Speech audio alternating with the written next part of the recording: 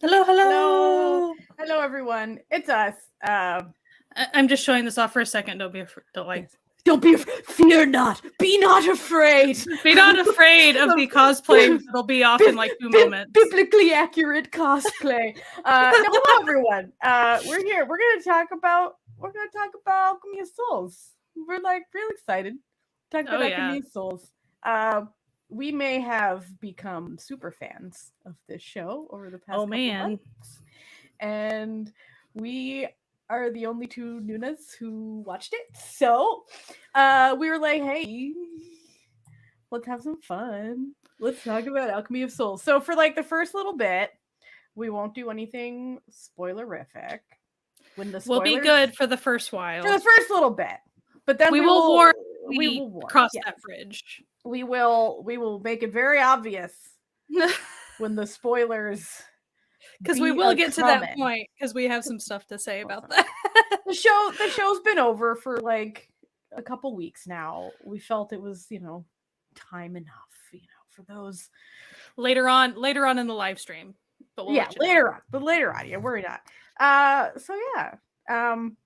I let's see. We watched Alchemy of Souls. I watched the first season when it first came out. And then Sky watched it in December. Well, so first of all, we did a That's true. We had a watch party on for the Discord. first episode. Yeah. And then, which I'm gonna admit, I'm bad with like chat and watch parties sometimes. Like I'm so The confused distractions. watching. I'm so distracted.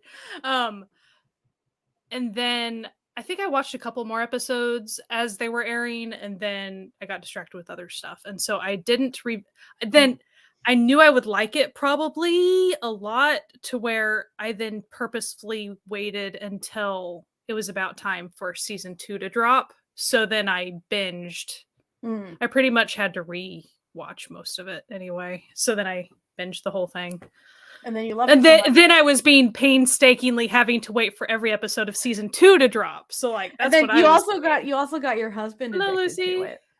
Yeah, Lucy. so I was mean enough to my husband that I got him hooked on it as it was still airing. So he was waiting to on the episodes. He would be at work and he would text me like, "Can't wait until the next Alchemy of Souls episode." I watched it like when it first came out after it had all dropped. I watched all of it. And then didn't tell anyone I did. And then I had no idea. Yeah, no, like literally no one had any ideas. I just watched it and then just quietly went on with my life amongst the million of other things that I watch. And then an amusing tale. So I hadn't watched the second season yet because I was waiting for it all to finish so I could binge it. And so I think about a week and a half ago, maybe 2 weeks ago, we had decided that we were going to do this live stream. And then I was like, okay, I'm going to go watch all of I'm going to watch Alchemy of Souls. I'm going to binge it tomorrow. And I just met season 2. But Sky didn't know that I had watched season 1. And she goes, it's 30 hours. You can't binge that in one day. And it's actually more than that because it's more than an hour an episode. Yeah. And I was just like, girl, it was a nice misunderstanding. I'm only watching season 2. Don't worry about it. So we are Lucy, I'm with you on this one. Like I wait for it all to drop recently. If you're familiar. Well, I mean, you don't for some shows and you do for others. Yeah, but like for like shows that I'm really really excited to watch, I try to wait. Which I've been very good. I need a little bit of like back patteration because people who listen to our podcast know that I am obsessed with the show Cutie Pie, and the season 2, which is only 4 episodes, is currently airing, and the last episode comes out on Friday. And Sky told me that she didn't think I bet money was gonna be able to wait until this Friday. Okay, here's the question. Here's the question that's related to that though. Have you rewatched the first Cutie Pie during that time period? Shut your filthy mouth, okay? I don't need you calling me out on this here live stream. So Lucy, how far along are you? I'm just curious. But we will be good about spoilers. We won't do any spoilers in general. That's right. She knows. She knows. No, see, but it's fine. It's fine. Lucy, like me, I know about Lucy. Spoilers don't bother her too much. So yeah, but it's good for anybody watching later on. We will warn when we go into spoiler town. And we want people to like chat with us about what they liked about Alchemy of Souls and all this. While Lucy tells us how far she is, I just gotta say, Crown Prince. Hello, Shin Sung Ho. Hello, friend. Welcome to Natalia's harem. Enjoy. Well, but it was mostly his voice that made his entrance into your harem, correct? Well, like, listen, he's not bad on the old eyes, but yeah, he's a supermodel, so he's a very good-looking man, and he often has long hair, which I also appreciate. But his voice, his voice is. All right, so like season 1. Oh yeah. But we'll still not. So I think I'm not saying that it was slow the first few episodes. It was just there's a lot of backstory and there was a lot of I'm not saying there was a lot of world building, but there was enough world building that accurate Lucy, accurate. He's very himbo. Oh my gosh, very much so. And he only gets more himbo in season 2, so like enjoy his progression. So I was into the show, but I became more into it after, like, present time within the timeline and things clicking along. Like, once everyone was kind of in their spots and finally doing things, I was in it to win it. I pretty much, it was already like, oh, this is probably gonna, unless it really was gonna take a turn, I was like, this is probably gonna be a big favorite of mine. Yeah. And now that you finished it, can you say this is a big favorite of yours? Yeah. In case anyone hasn't noticed, it became my personality on Twitter. It's fine. Listen. Yeah, and that's part of its charm. So that's part of its charm. One little fun thing I think about, definitely season 1 leans more heavily on this, is, well, they kind of bring it up at the beginning of season 2 as well. Kind of the Fab Four thing. With the seasons. Well, the seasons with the like girl character, like they'll bring her up sometimes, but then they'll just replace that with the prince other times whenever they're talking about eligible bachelors. Yeah. So like, yeah. I think that whole like the group of popular kids was kind of funny to me whenever they would bring that up and keep kind of selling it as like, the charming heirs to the families. Yeah. Which it felt very like that. And I think what's even kind of funnier is how hey Frankie. Lee Jae Wook, like he was in Extraordinary You, which had a take on, they had like that as well, yeah. The A3 or what, which it was an F, it was Voice Over Flowers knockoff of that. So like, it's just funny as far as that. Here's the popular kids thing. I kind of got a kick out of that.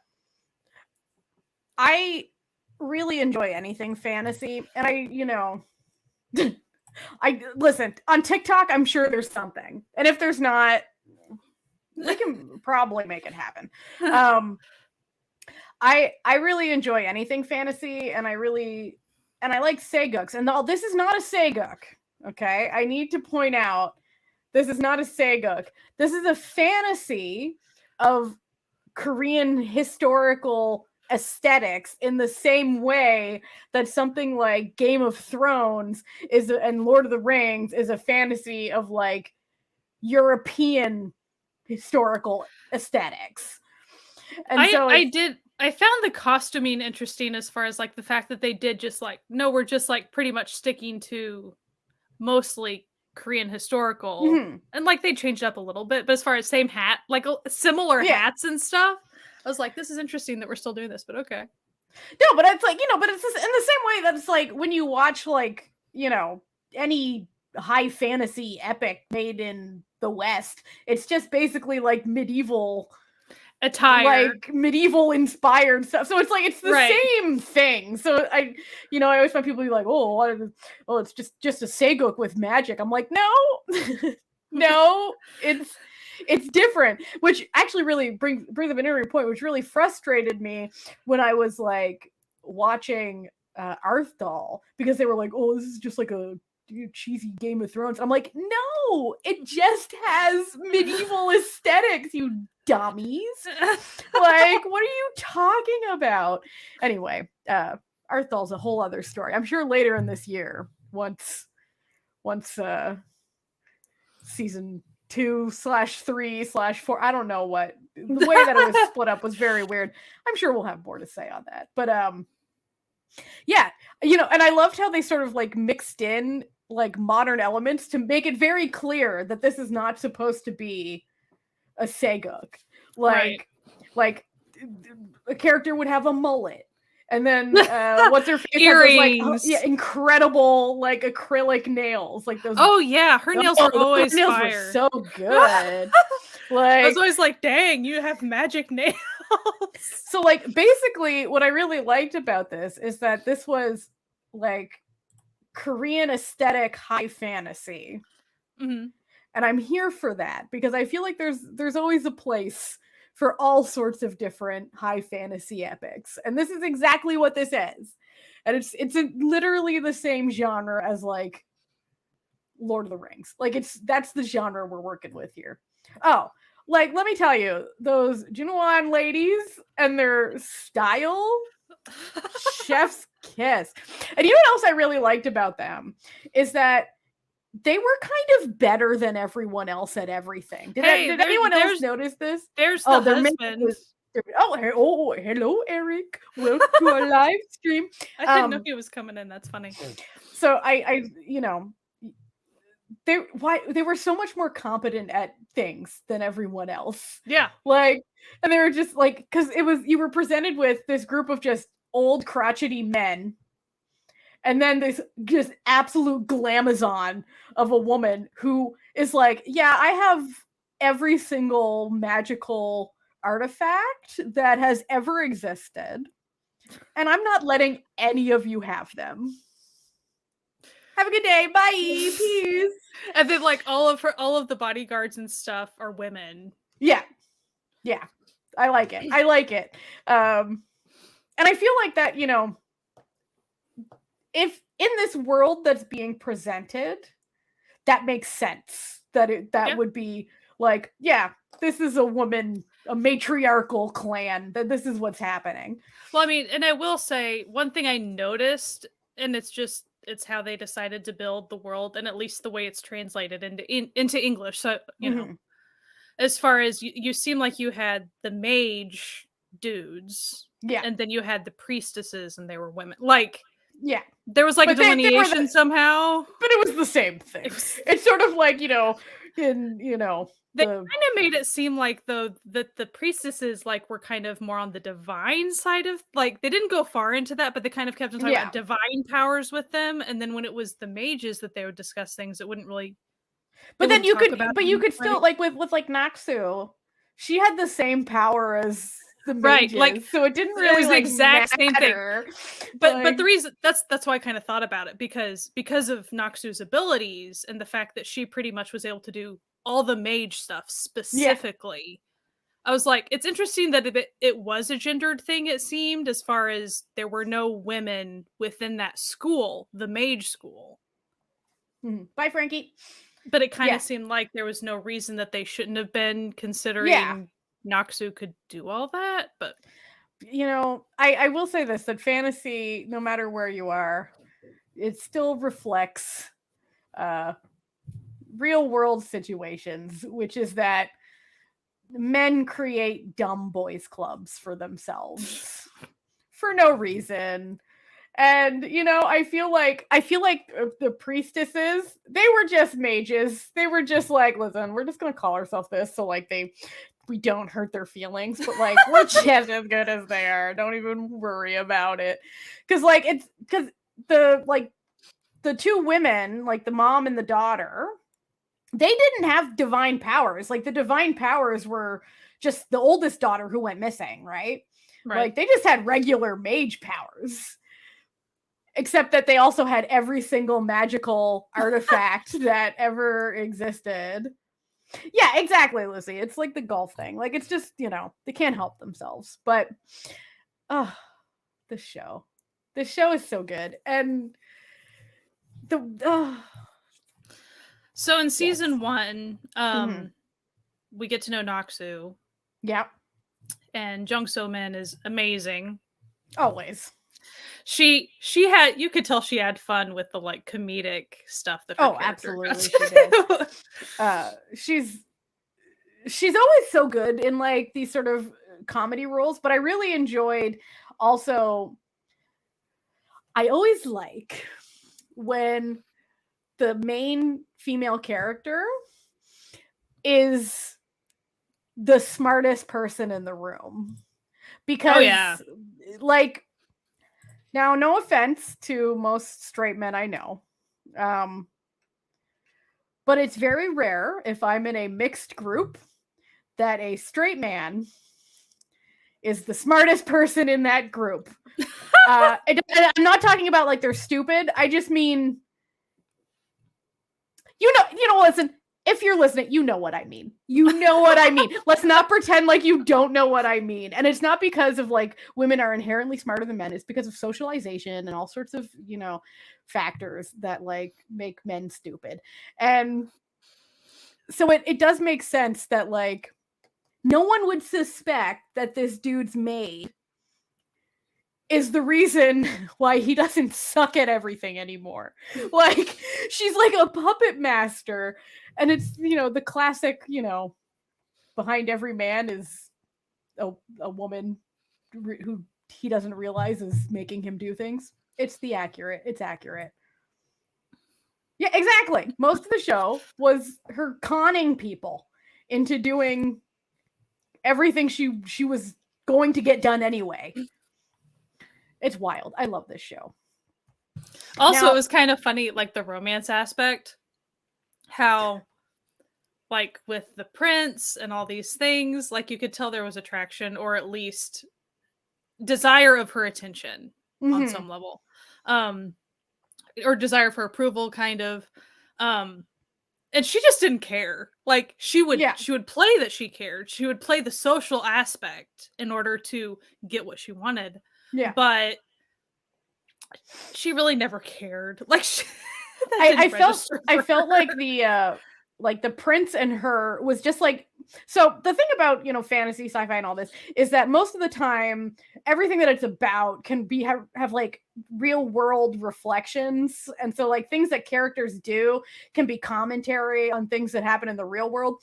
So I feel like that commentary in season 1, because it's gone by season 2, like was that him grappling with classism, because he like puts her down and sort of he's playing like the pull the girl's pigtail that you like but she wasn't like reacting to any of it, and she wasn't being particularly subservient like she was supposed to, but she wasn't getting upset at him either. So she was just like ignoring him. Well, she was being subservient, but she was being subservient to such an absurd level. Yeah, like malicious compliance level subservience. Right. Yeah. Like, oh no, you're the smartest person ever. Yeah. Like that type of thing. Right. You're and the thing is, it worked for him, and that was so funny. Because he's stupid. Because he's very stupid. What I love is that, so you're presented with these male leads, and all of them are stupid in their own unique ways.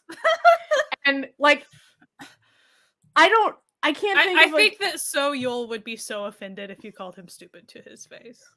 But he is. Like when he gets confused, he loses all sense of where anything is and just wanders aimlessly.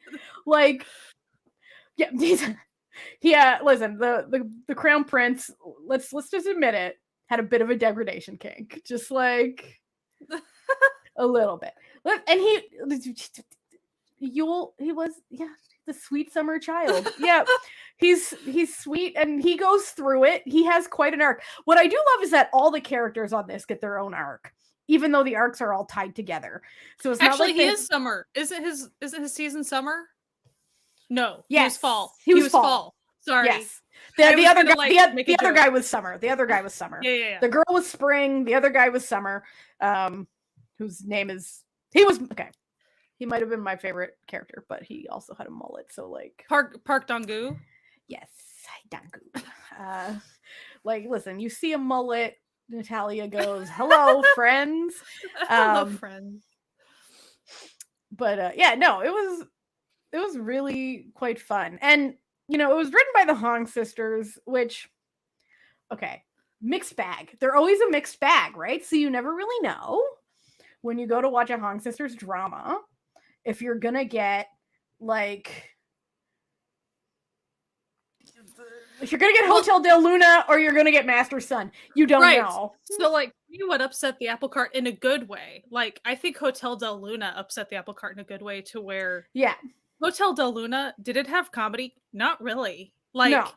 Just a few situational but things. Not there was no instance of like over the top. There was no like, that was kind of over the top. Whereas typically the other Hong sisters shows, they have the moments of like, aha, like we crossed that comedy line. We are standing on the line now. We are sitting here for a good 10 minutes. Like, yeah, that's just what it does.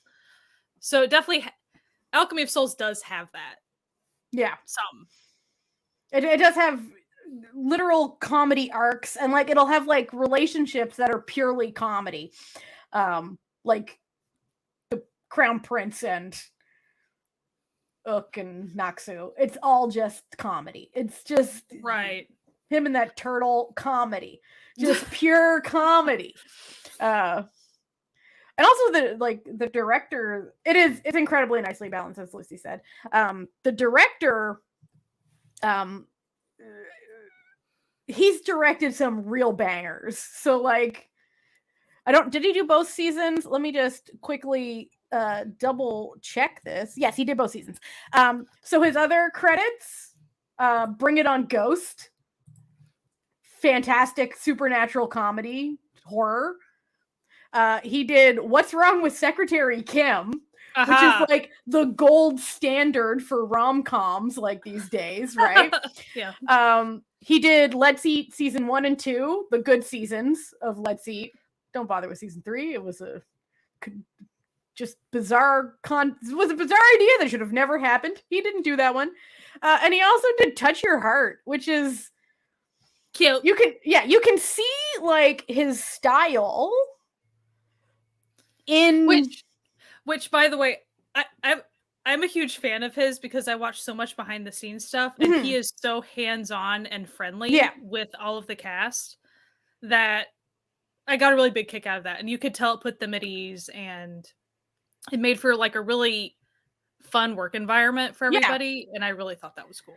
Because like a lot of the cast is incredibly young on this. Like Lee Jae-wook, he's only like 22 or something, right?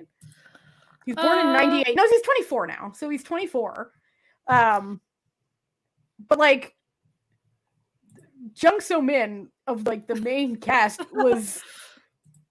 is 10 years older than he is. Like he's right. Like not that she looks it, because I don't know. He has old face. I'm not saying he looks old. I'm just saying he looks older than he is because he's been playing 30-year-old since he was 19. Like I watched an Extraordinary You behind the scenes recently, and Rawoon was giving him a hard time because Rawoon was saying that Rawoon has a baby face and that Jae-wook does not. And then Jae-wook was like, well, what does that make me then? Like, he was always 50. It's like, just listen, you just have adult face. You know how some people have like baby face, some people have cop face. He has grown man face. Has since he was probably, I would say, looking at him, I'd probably say at around 15, he looked about 26 and has stayed that age since. So, but 26 that you can sell to 35 if you really had. Yeah, you can sell anywhere from 20 to 35. This man could be any of these ages. But then if you close your eyes and want to do like Extraordinary You, sure, like why not? He's like the reverse of the dude from True Beauty. Oh yeah. Who looks about 18, but he's like 32. Yeah. It's like, let the man be a man finally. Yeah. Yeah, right? He only recently got to play an adult. Like, he's been playing high school student for a really long time. Let the man be an adult. You know what else I really liked about Alchemy of Souls? So it has all these love lines, right? And it has middle-aged love line, baby. Yes. The oldies got some love. My husband loved their love line just because they were so funny, and how the guy was so freaking oblivious and frustrating with that. Yeah. Like, Eric thought that was like so funny. Because he's so competent at his job, right? And so he's so good at his job, and then has been misleading this poor woman for years, where she thinks he's been in love with a dead woman for 20 plus years, right? And so she has no shot, and he's just like, but no, but you've been in love with that guy. And she's like, what are you talking about? No, I haven't. Oh, but then they're always like bickering too. It's just silly. Just which, I mean, it was peak Honk Sisters. I will give that. Like that pairing was definitely agreed. I think that all the love lines in this, like, they were all very different, and they all worked so well. Because there were 3 main love lines, right? You have the cute, comedic, middle-aged couple love line. You have the, like, innocent, sweet... Are we starting to get into spoilers? Yeah, we're in little mini spoiler territory now. We're towing into spoilers. Yeah, we're going so be warned. Be warned. You've gotten half an hour of minimal spoilers. Yeah, so then you have, like, the innocent, youthful love line that gets a little less innocent in season 2 briefly. And then you have just the true love one, right? The love of going beyond. Well, and then you even have like one-sided love, like unrequited. Oh love. Yeah. Now I gotta say, I have one problem with the characters of this drama, okay? And it's so minimal that, like, it's so stupid. And that's about Jang-hook's mom, okay? Stay with me here, where her husband was like, that's not my son, you cheated on me, when he knew damn well that she didn't know she cheated on him. And that bothered me this entire time. That entire freaking situation. It's fucked up. It's very fucked up. But, like, and then the fact that it's almost considered, it felt like Jungkook's character was kind of like marked as a sinner by, like, they never used the word sin, but it felt like that as far as the way he was conceived, Alchemy of Souls, blah blah blah. It's like, that wasn't his choice. Hey, like, it's not the kid's fault. He's the one who did this. Like, and like, and the just like any, I mean, this is not a Sego, but any fantasy historical, you know, from square one, it's always like the king commanded something and then shit happens from there. Like, so whose fault is it? The freaking king. Because not only no one can say no. Like, you can't say no, you will die. So, like, well, like, I'm gonna be real. The main dude could have probably said no. He would have just died. But yeah. Like, the king was gonna die in like a week. Why does I'm just saying he would have killed Jungkook's dad. How? This is my question. Jungkook's dad was like the most powerful sorcerer in the land or whatever. The king was this fucking crippled ailing dude, old man. Like, what the hell is he gonna do? Like, or you could like, no, I'm not gonna do demonic sorcery for you. Okay. Could have also tried to do Alchemy of Souls and like faked it like, oh, sorry, I guess I'm not an evil sorcerer. Don't know what to do. Like, there were many ways to not do. Like, this man's supposed to be like this smart dude. All right. And by the way, this is spoilers for literally the first episode of the show. So, you know, if you're just tuning in, we're only in the first episode of spoilers. Like, couldn't he have just, like, you know, but I know that for the story to work, for the whole story to work, he has to do it. But like, so you assume that he's had prior knowledge of this king's personality, right? So like, he knows that this dude sucks, right? Like, it was made pretty obvious that this guy and didn't have an heir. Like, as far as should have thought through, should have like really thought through, like, maybe trading my body with him could lead to some bad stuff. It's a really bad idea. Even if it had nothing to do with his wife, it just could have been a bad idea all around. Listen, the king could have just like gone to any random woman as this dude, and that creates a whole other problem. So why would you agree to like it just, anyway, it seemed like foolishness, but like it's foolishness in the terms of, I understand that for the story to exist, some foolishness needs to happen. Compared to a lot of fantasy historicals that have kings and stuff, like, it's still that's still pretty light compared to like usually how far stuff goes. But like, here's my other thing. Like, yeah, you're upset that the king did this. Don't ever fucking tell your wife. Don't tell her. Like, don't treat her like she did something wrong, which he clearly did. Like, because he then had, like, you know, yeah, like, absolutely. Like, someone would have seen him stepping out on his wife. But like, he then treated his wife like she did something wrong. Right. And then she died thinking that he hated her for no reason, and she could never figure out why. And he was saying, like, that kid's not mine. And then she's like, what are you talking about? And so that's the way he was like, I was gonna say his relationship with Jong-uk, but like, it wasn't really much of a relationship. He was a freaking baby. But like, his willingness to like ruin the kid's maybe life. Just kill him or whatever. It's like, ruin his life, block his magic, all this stuff. It's like, okay, we need to slow down, considering it is not the kid's fault. Yeah, like, chill out. Like, it's like, oh, he's born under a king's star. Like, that's supposed to be a good thing. Like, yeah, it was really messed up. Which, like, you know, okay, for the story to be a story, yeah. But I didn't. I did wonder, because they never really explicitly said, and it's kind of nice that they didn't. I wonder when Jong-uk figured out he was the king's son.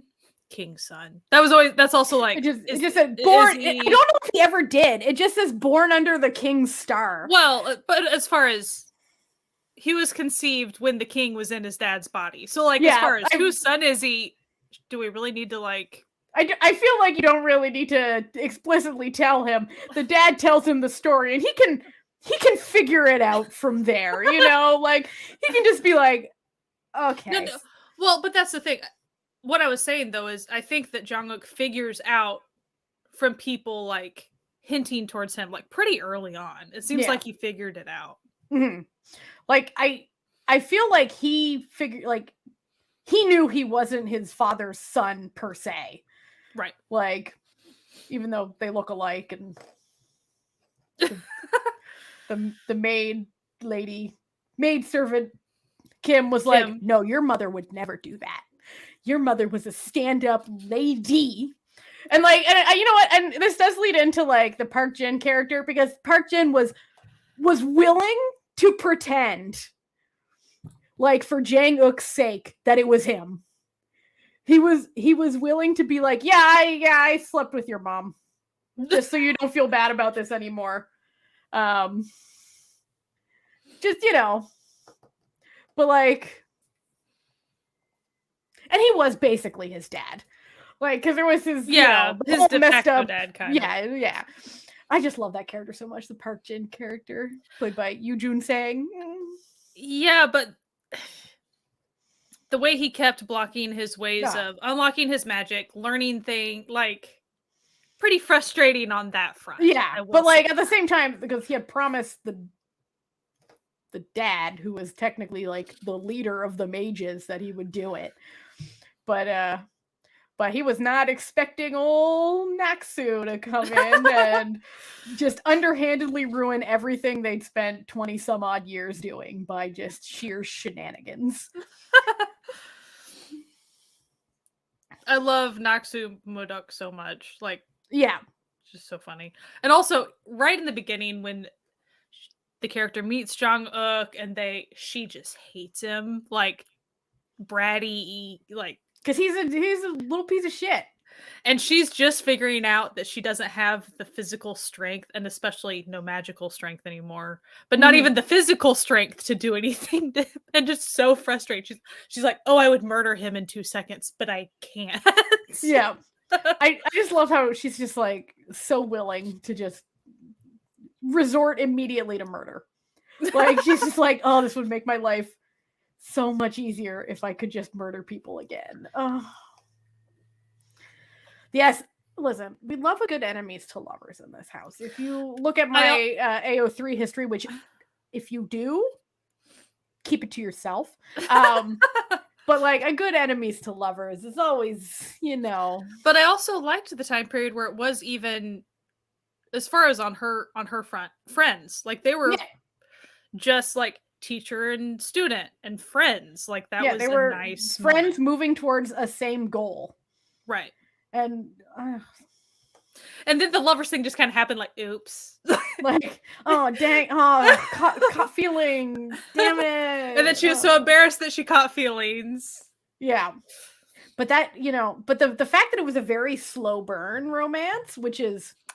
Yeah, the mutual respect, which, to me, that was independent of the attraction, and I appreciate that. Mm-hmm. And the fact that it was such a slow burn romance and such a good, like, enemies to friends to lovers, that it made it so much more tragic. Like, it was so much more awful. And especially since they gave you like good old half an episode of domestic joy, and you're just like sitting here like, there's still like 45 minutes left of this episode. I don't know. Also sometimes, when you know how many episodes are left of a story. Yeah. So even though it was winding down season 1, and romance aside, when Jong-uk's character could no longer do magic, but you knew you had a whole season left, it's like something is about to go down. Something big. Yeah, like in order to necessitate him getting magic back. There's no way. And you know what? I gotta love that they went the Jesus route. Like, I legitimately, like, I wasn't sure what they were gonna do, but Jesus did not see that coming. I was like, oh, like, okay, like, sure. I must say, we did get a good laugh, though, at all the people who got really mad when they announced that she wasn't, that I'm sure there are people that are still mad about that. Yeah, that Jung So-min wasn't coming back for season 2, and we were sitting there like, y'all, it's a show where people can fucking switch bodies. Like, this character is not in her body for most of this show, and you're like, how's it gonna work? How's it gonna work? And I'm like, obviously she's gonna be in like a different body. Like, I assumed she was gonna go back into the body we saw at the very beginning of the show. like yeah, they're still like upset about it. I'm like, also, but it made sense. Also, what's funny is when people try to make it like, oh, did Jung So-min know that she wasn't going to be able to play the entire character? Yes, this was the show that they handed her to offer her. Like, it wasn't a surprise. You don't get to be in the last 10 episodes. Like, it wasn't like, oh, you're getting kicked out. Like, no, that's not what. Like, big spoiler alert for the end of season 1, she straight up commits suicide in the last scene. Like, she knew she wasn't coming back. Like, I'm so, like, I'm just laughing, like, when people are like, oh, she's not coming back, that's so terrible. And I'm like, it's a show where people can switch bodies. Like, she could have had 5 different actresses through this show, and it would have been, like, they could have still had a similar plot, like a similar plot progression. And it's like, are you telling me that you truly think that the character of Jang-uk fell in love with someone's outward appearance in a world where people can switch, but get real. He knew that wasn't even her real outward appearance. Yeah. Get real. That was from square one. He wouldn't have cared about a random servant girl. Like, and I'm not meaning romantically. I'm meaning just given her the time of day. He wanted a teacher. Like, that was what he wanted, and he found one. And so it goes from there. You know what I really love about his character, though, is that he likes a strong, smart woman, doesn't he? Like, well, also he starts off he's pretty spoiled and stuff, essentially. Yeah. And he has to get that knocked out of him. And he kind of likes it. Yeah. Like, you know what I think it is? I think people like to be mad at the Hong sisters. And I feel like people like to misinterpret a lot of what the Hong sisters write and twist it to their own means. Where it's like the Hong sisters are just here writing some supernatural romance comedy dramas. Like that's what they're doing for the most part. Like he doesn't. Lucy, I hate to say it, he might be a little young for y'all. Just putting this out there, Lucy. Just putting it out there. Like I saw some wild misinterpretations of this show. You know, like them being like, oh, you know, them, I don't know, I'm not calling anyone out here, but saying that somehow like all like this is some, you know, anti-woman story. Oh, yeah. And then because like, you know, she loses her power. She doesn't. She gets better powers. Like she gets more powerful powers. I'm just sitting here like she didn't. What do you? So, I mean, we've already announced that we're spoilers, but I'm gonna really heavily spoil. Now we get real spoilers. At the end, whenever so she definitely ends up having divine. You know, she has like divine powers in the end, but not the physical assassin powers anymore, essentially. Yeah. But you can tell if she wanted to, she could train to probably get those back. Yeah. And she definitely has the knowledge to get those back if she wanted, and she chooses to not to. Because she, in the first place, she became an assassin because she was forced to, okay? She didn't want to be one. Other than revenge, that was how she survived. And she was also forced on some level as far as for survival.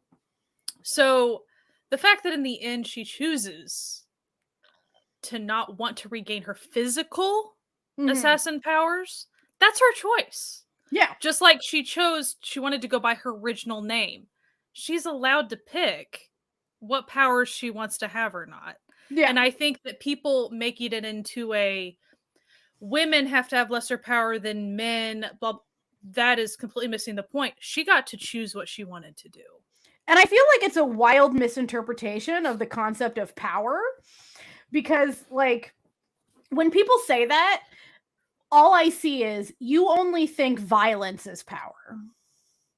Because, sure, she gave up violence. She didn't give up power.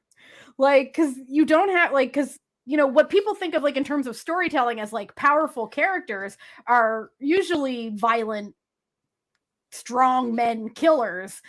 And I'm just sitting here like, no, there are more than many different ways to be powerful. Like, being the smartest person in a room, that's power. Like,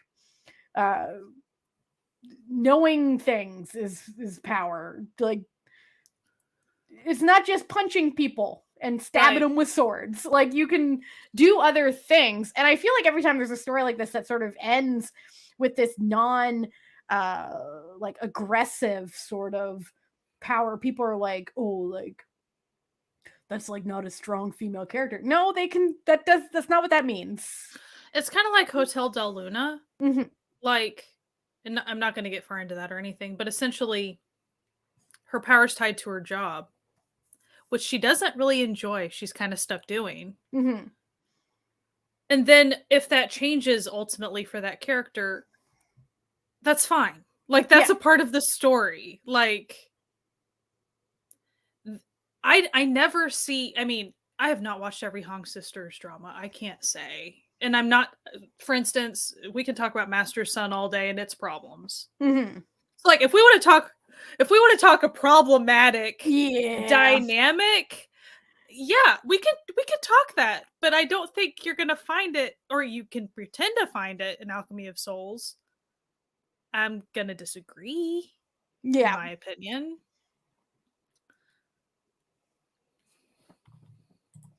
Yeah. Oh, we both went to add your comment at one time. But like, I get really frustrated at this sort of, you know, what I see as like a really disservice giving interpretation of female driven stories, because what's so interesting about this drama is the main character is a man, but the plot is moved by women. Oh yeah. Like except for the villain for season. Well, actually no, because it's all tied to the main, yeah, and also like the main villain was still a woman, like the sorceress who had taken over the queen's body, right? So it's like women are the ones controlling all these things, so men are like the players in this story that is controlled by women who are using non-violent power to control violent players. And I think that people are sort of not really connecting this concept together in terms of this story. And so they're like, oh, like women aren't doing anything. I'm like, no, women are doing everything. It's just secretly. Yeah. I'm trying to look up, like, even So-Yi's character, who does a lot of things in season 1 and mostly season 1, but also season 2. And like, with imagine just taking that character out of the equation, she got a lot of crap done. Mm-hmm. Like, she, as far as her ties to Noxu in the past, there's just a lot there, and then how she kind of remade herself, and then her ties with So-Yul, like, just all these things, like, who was driving forward a lot of those issues. Her, and maybe she was kind of blackmailed by Jinmu. Yes. I'm not saying it was solely just like her, but without her being in play, a lot of that stuff wouldn't have gotten done. Yeah. And then you also, even when it goes into like the backstory of the Ice Stone, where you read about like the mage born under the king's star in the past, and it's like the reason he saved the world was because he was in love with a woman who told him to do it. And like, and then she gets, you know, reborn and is like, no, like, and then it's like he, you know, he had the Ice Stone to like save her, and she said, no, I don't want to use this power. And so everything that happens in this story is all directed by the female characters. And I feel like when people are just watching something and they're not really critically engaging with it, they will miss this because they'll just see a bunch of men running around doing shit. But they don't think about like the motivations of these male characters and why they're doing things. And it's just like, so like even Jong-uk, main character, but what's making him do a lot of, like, what's his motivation? It's like, okay, it's Noxu, like, yeah, easy. It's like he was his so in the beginning, his main motivation is to gain power because he resents the fact that everyone that he knows has power and he doesn't have power. Then he meets a woman who tells him, bitch, I can get you power. Like, you're gonna have to do everything I like, say. if you do everything I say, you can get power. But the only deal is, once I get my power back, I'll probably murder you. And he's like, bet. I'm gonna take that risk. Okay? Like, because you're the closest thing I've ever had to someone actually wanting to genuinely help me. But she's doing it. Actually putting like not really hope in him, but like thinking he could even be worth something too. Yeah. That he's In not that just a respect. layabout loser, even though she definitely thinks he's a loser. But she's Oh, yeah. like, you're a loser that I can mold like clay to make less of a loser. And also, to Jang-uk's credit, he figures out something's up with her real quick and decides to keep it to his damn self.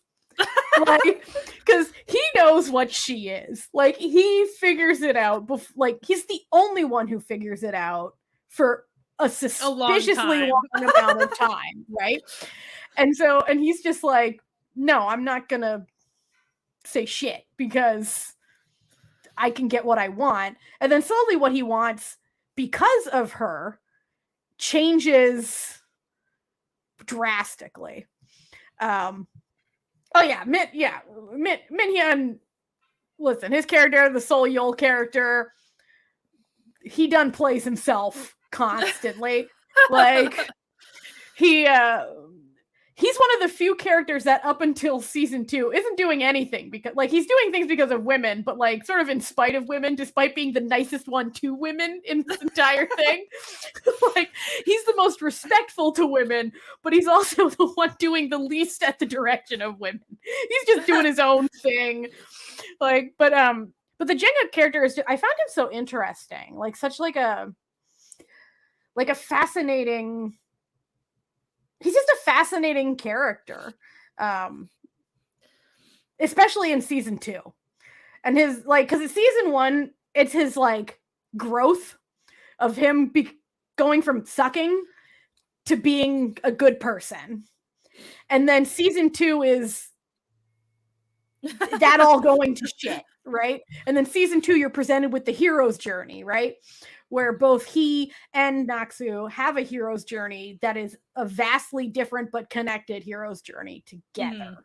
Because each of them, in order for like, you know, the plot to work, each of them has to sacrifice everything in order to gain the world something that doesn't appreciate anything they do for them anyway.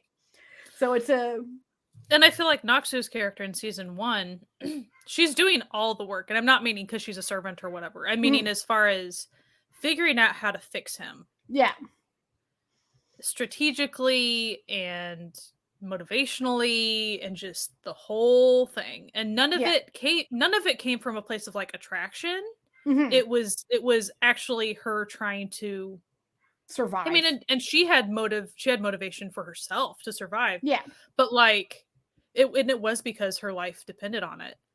And he was the only way that she was going to be able to get her powers back. And so her putting everything into motion in order to sharpen him into a tool, essentially, that he was willing to be, it was just really cool to watch. And I know that during the promo interviews and games and stuff, the cast would talk about how this show is very unique, like as far as, yeah, it's a mix of a lot of things as far as genre goes and whatever. But also, I just think storytelling wise, just like the main, if you want to call them main couple, but like, again, that journey, it wasn't like, oh, enemies to lovers, attraction from square one, it's just a romance. It's not, it is really not just a romance, in my opinion. There's a lot there. The romance complex, is like person development, and it's dependent on each other, but it's not really, oh, I'm a better person because of you. It's you're just putting me through the paces for me to grow myself. Yeah, to me to become a better person. Yeah. And so it wasn't like I'm better because of you. It's like I'm better because of the hell you put me through. Thanks. Like that's actually what it was. Now, I will say, so we've been talking about how much we love this show. I do have some criticisms. Well, so I want to say before the criticisms. So like we're going to critique this and we're going to talk about things that maybe we would prefer or have changed or something. But I do want to say, sorry if you hear my dogs in the background. They're about to get fed in like 3 minutes. They're talking. But I want to say that I adore this show. I accept it for what it is. Yeah. Like, so when I say, like, I really do enjoy this show, it's like one of my top favorites. I recommend it for what it is too. Yeah. But there's also, whenever you even enjoy something, you can be like, I probably would have changed this or whatever. But I enjoy it independent of wanting to change these things or whatever. So I just wanted to volunteer that information. Like, I love it for what it is, but we're going to probably talk about what we would have maybe preferred or changed and stuff. So, okay. So I have one main criticism, and it's about season 2. Okay. Now, my one main criticism is that the overall theme of season 2 is having to sacrifice for the greater good, right? Like, that's like a big theme that comes up. My one especially for like his character. Like, he's trying to Yeah. So my main problem is that the stakes are never high. Like, you think that they are, but then they're immediately shown that they're not.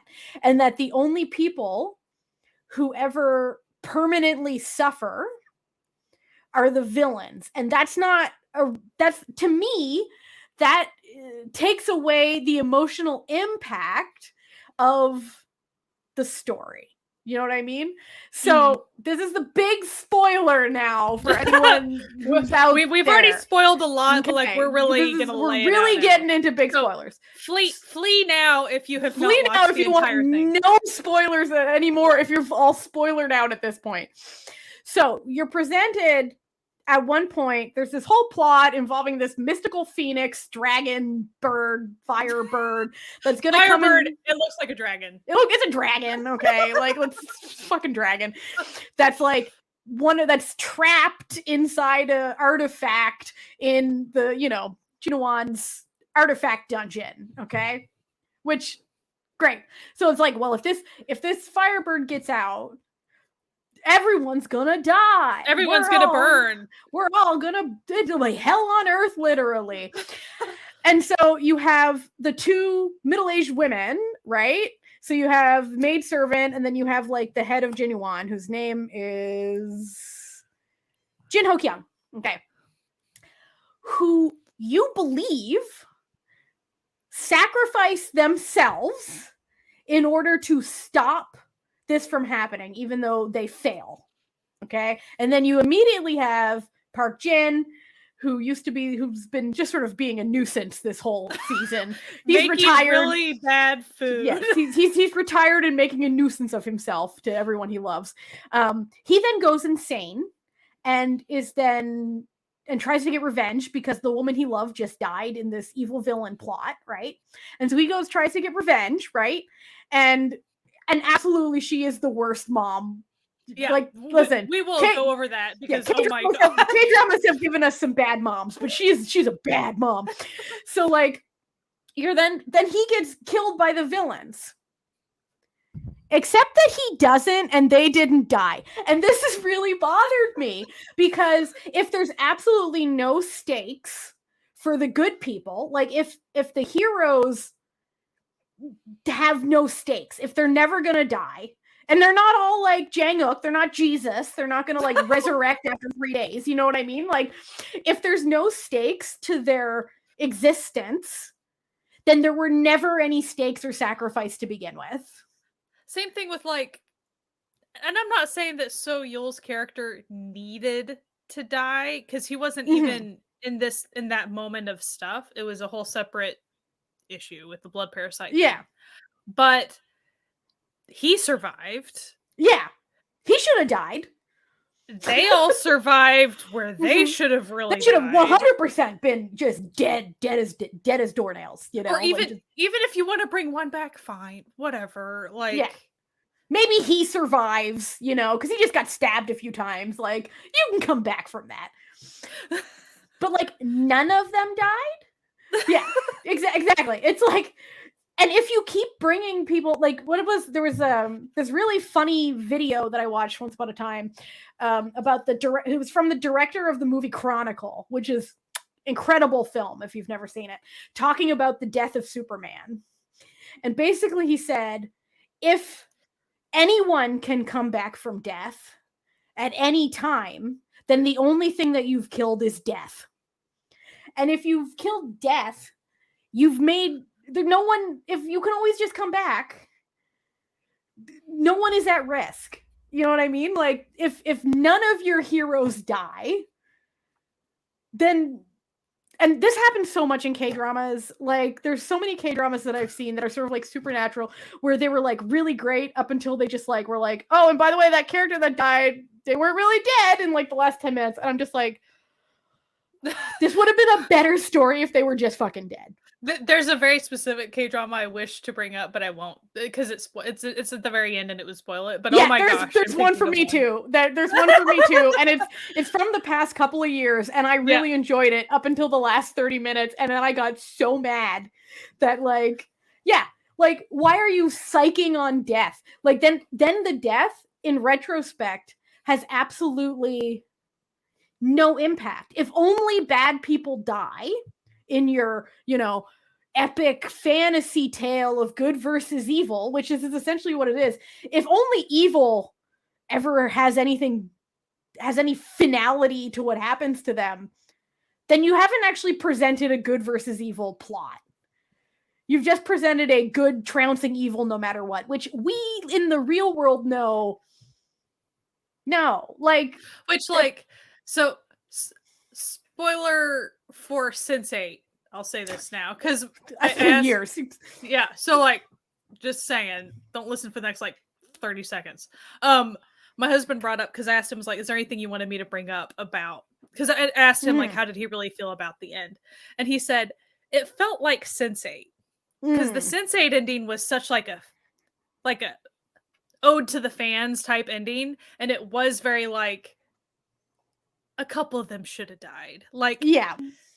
Because that's how it should have worked. It just should have. I mean, was it a happy ending that the fans enjoyed? Yes. But as far as to match the rest of the darkness of the show, you needed to have some people that really died. That's how it works. Not all stories need perfectly happy endings. Some stories are better if they don't have them. Because, however, given that, if you do compare this to Hotel de Luna, since it didn't have as much comedy in it, it had, so Honk Sisters drama-wise, it had scaled back on the comedy to where it was just a dark, sad story, right? Yeah. Essentially. To where the finality of that was very important. Yeah. Now, and since this had more comedy in it, I had already kind of started to get the feeling that even though season 2 is darker, it really is, it still had just enough of that toe in that comedy line to where I was like, we're gonna do this, because when So Yul got better kind of quickly, I was like, this doesn't make sense. And then I thought, okay, what if they don't kill off all of the side characters, all the main people, but if they permadeath Naksu, you kind of gotta, that's just, someone has to die, or maybe both the main couple, you have to commit to some part of this. And typically, if you just compare it to other K-dramas, they probably would have just chosen the side characters to not have come around again. But when you bring them all back, it's guys. Yeah. No, so it's sort of if we're talking about the So Yul character, he should have died. And they could have made it a really good death, right? He could have gone out in the most noble sacrifice you've ever seen. And that would have actually done his character both justice and also made sense for the type of character that he was throughout the entire show. Right. Because he was the sort of character who would have given his life for other people. He would be happy with that. Yeah. But by making, what's her name, be the one that dies, another villain, even though she was sort of a villain light, the So-yi character. So-yi, yeah. By making her the one that dies, then all you're just reinforcing is that only people who deserve it are gonna die. He would have Right. he would So have 100% been that guy. so even the way he got saved and stuff, I was like, oh no, it's because he was a good guy. Like, we're setting this up now. Even if he had stayed alive, but he like was still debilitated, like they should have done something with him. Like, Yeah. Like, they really should literally have. the only people who die are the ones who like deserve it. But that's not what makes a good story. If the only people who ever die are people who deserve to die in your stories, you're not actually writing an impactful good versus evil story. Right. You know what I mean? Like, good people die. Like, Because it's like, again, I love these characters to bits, but especially given the darkness of season 2, I was fully prepared for most everybody to be gone. mhm. Like, and I would have been totally fine with it. I would have missed them, but like, It would have made a better it made story. complete sense. Because, like, I just get so frustrated when I see these like tidy endings where it's like, and good prospered, and everyone went back to the Shire, and Frodo took the boat to the Elven lands. Like, no, Boromir still died in Lord of the Rings. You know what I mean? Like, you still had good people dying, because without that, Right. like, it has less of an impact. So like, I love the show, but I felt like it lost out on some really good long-term impact it could have had by having real stakes. Even simply like, if you want to even go the light route and not kill off most of the characters, Soyul should have stayed dead. Yeah. And Park Jin should have, and then maybe the middle-aged ladies would have made it through, and she could have already been pregnant and all these things if you really want to go the cutesy route. Yeah. But Park Jin should have stayed dead. Like, I'm Yeah. sorry. Yeah. Like, that's you if know you what? want to go Listen, the light route. Like, if it was me writing it, now I'm about to. oh, are you really? You're gonna do it, aren't you? If it was me writing it, okay. One, that dragon battle would have lasted way longer. Oh yeah. Okay, Oh, that was a very very quick. They built that sucker up. Yeah. But Naxu dead. There would have been no way. She gone. Should have been no way. She's dead, and then Janguk is just a sad wandering hermit for the rest of his life. This is how Natalia. This is a story Natalia gets into. Soyul dead. Okay, you know what? Park Dang-yu probably dead as well. but Cho Yun would have been pregnant. Okay, I know how this works. Twins. Listen. I know how these stories work. Okay, but Deng-yu dead. Okay, the maidservant Kim stayed dead, but maybe evil mom survived because because that's just how these things work, right? Like, it is. It makes more sense that she would survive as versus maidservant Kim. I have a super quick intrusive thought before I give my version. Please do. Super quick intrusive thought about, I really want to visit the end of season 1 and how Naxu was forced to murder the dad, oh yeah, the dad that had betrayed them and was this awful person. Because of course he was a bad guy, so he gets to die.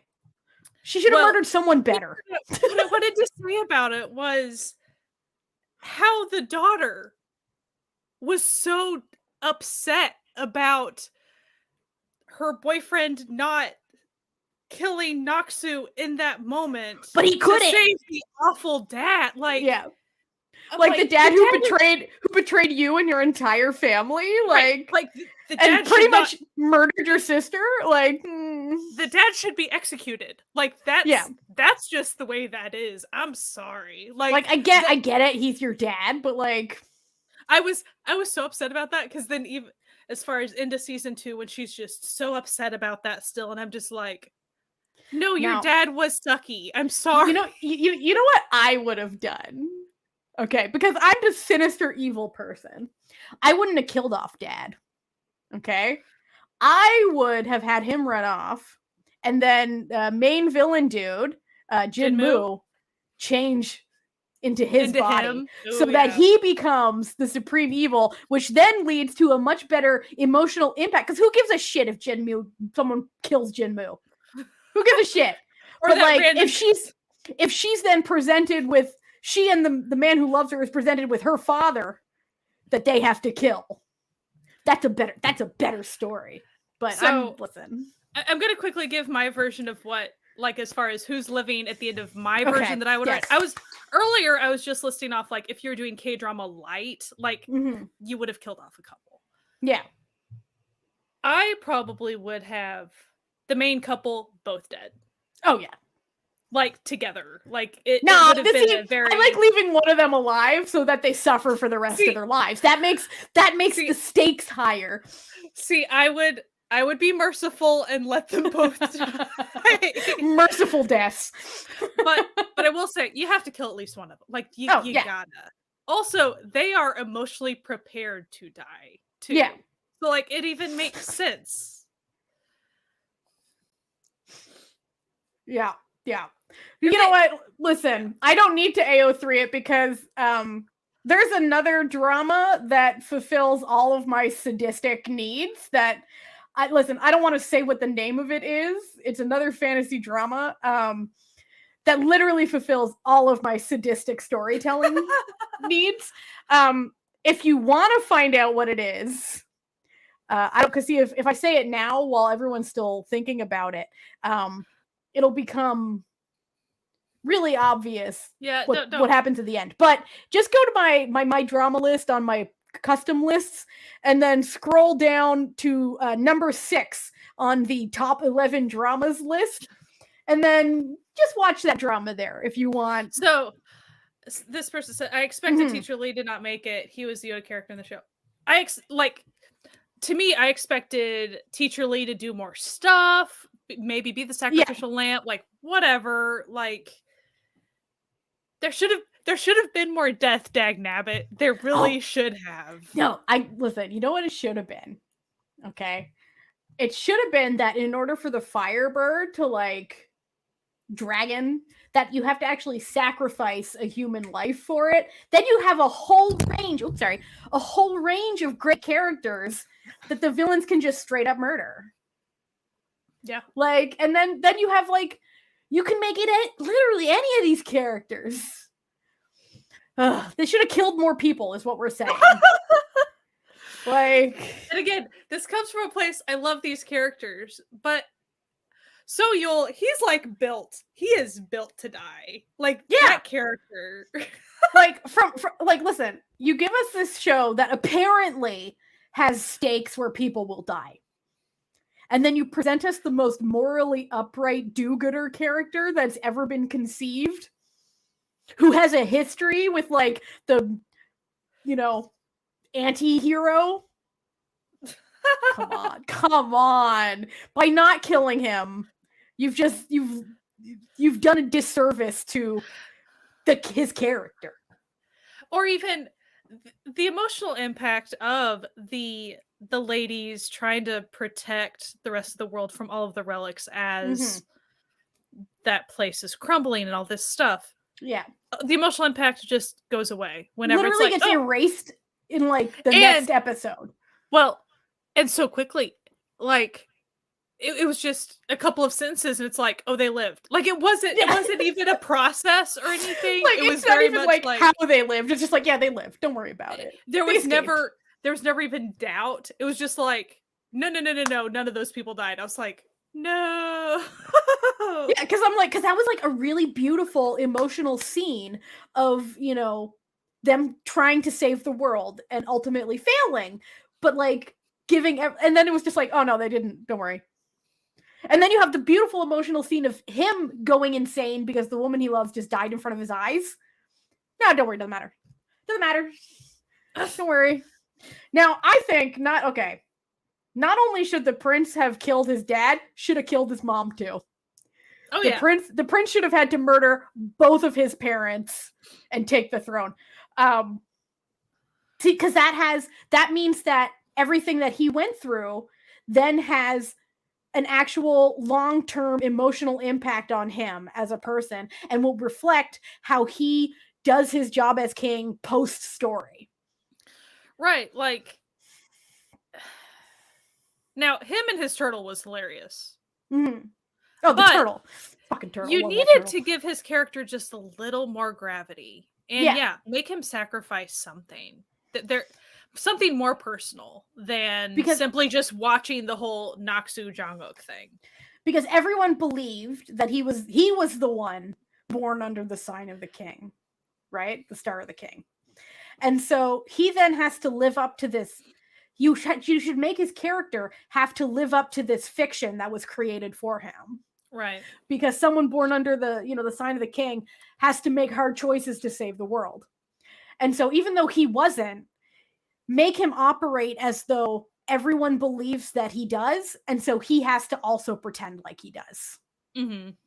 And that makes more sense for him as a character, and then makes more sense for why he would then become king, is if he had to literally kill off his corrupt family in order to save the world. Right. And they literally, like, listen, I love this show, but I feel like season 1 had stakes that season 2 abandoned. Well, season 2 continued to build on those stakes. It Yeah. tried. Like, and then especially season 2 starts off so dark, which, for the record, so like an example of the comedy that I would have taken out of the entire show, but definitely season 2. The first, kind of when Jungkook's character shows back up in season 2, and it's this dark, kind of scary fight, and it's very quick, and it's very good, and it's very actiony. And yet you have these 3 no-name doofuses, and it's not that they're just cowering in the corner. They keep on cutting over to them and their silly reactions to this very impactful fight, which is supposed to be dark. It was unnecessary. I wasn't mad that they existed. It's fine that they were like in the corner or whatever, but you don't need to cut over to them and make them do like stupid crap to negate the tone that you're trying to set up. Whereas there are other parts of season 2, it sits in the dark tone. Like him sitting there with the wraiths and just dealing with all of this stuff, or his grief, and like they did allow him to sit in darkness quite often with this stuff, and that was really good. There was no reason to have those random characters that were throwaway characters being silly right at the beginning of season 2. Like, that really frustrated me. They should have just killed him. Literally. I know it sounds like my solution to everything is like, just kill him. But like, that's actually a better introduction to him, because at this point, he doesn't care about random bystanders. He has let the darkness overtake him, and it's literally only like maidservant Kim and, Park Jin who are keeping him from killing himself. Right. Because he has no interest in, so why would he give a shit whether these 2 people exist? He's literally just going around and murdering, alchemists, right? And soul swappers. Soul switcher people. Yeah. And he's just going around because he has nothing better to do. And he's doing it to just keep the peace, but he doesn't care. Everything that he loved is gone. Right. He has nothing left. To him. So why would he give a shit about these people? Anyway. Now, silly. I loved season 2. I loved the more darkness. I liked his outfits and how they were like usually darker navy or black and silver, and he had sad boy energy. Wait a second. I loved it. Wait a second. Sky likes an emo character? Say it isn't so. So I really liked the way his character went, and it was nice how even when you just had 10 episodes of season 2, 10 seasons. Oh God. It was still a slow burn. Yeah. Which was good, because his character shouldn't turn around and fall in love, because that would not have matched. Oh my god. That would have made no sense. And so like it actually did make sense how, slow it would happen. And also, he was never the brightest bulb in the pack. So, like, he could have figured it out sooner.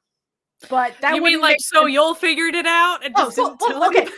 okay. In Soliel's defense, he knew what she looked like. So like it's not like he was suddenly like, wow, this person's got like a real vibe. Like, no, like he physically knew what she looked like. But I mean, she looked different when she was, I don't know.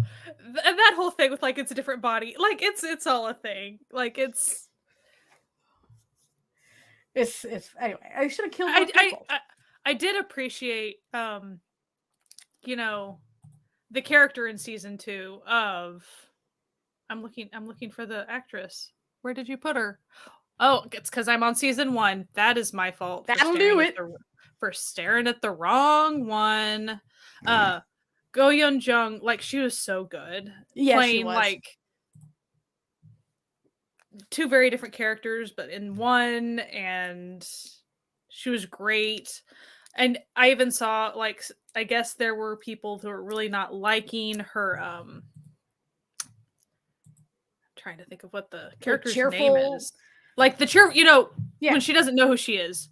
Here's my like thing. She was too innocent or whatever. It's like she doesn't know anything. She's just like here's my thing. Here's my thing about that is I actually thought that was quite clever because this was showing who she would have been. Yeah. If it weren't for the villains, right? And so it's not like she's a completely different person. Yeah. She would have been a completely different person if she hadn't seen her father killed before her eyes and then be raised by the literal villain of the whole show. Like, this is without any of that influence, she would probably be a very nice person. Right. Like I really appreciated that look. And then like also the poor thing was also stuck in a room a lot. So as far it's not that she couldn't socialize, like she wasn't totally awkward, but she was a little awkward. And that was awesome. I thought that was really kind of funny. Because like she only saw her sister. and like the lady guards. That was it. And then occasionally a random person that she'd run into, right? So it's just like when she would sneak out for drinks. She had a lot of Rapunzel energy. She did. Like Disney Rapunzel energy. And I appreciated it because it made sense. Yeah. Because like they weren't mean to her. It's just, she was secluded. And yeah. But also, like, dear God, the mom's plan for her was fucking wild. Fucking wild. It's like what I loved about sort of evil mom there is that she didn't learn anything throughout this entire show. And I do kind of like a character who never learns anything. There's something fun about it. I was so frustrated at her. She never learns. Are you drawing, Natalia? What are you doing? No. I was picking at my nails. I was picking at my nails. Listen, I get fidget energy, so I was picking at my nails. My apologies. But no, I'm not drawing.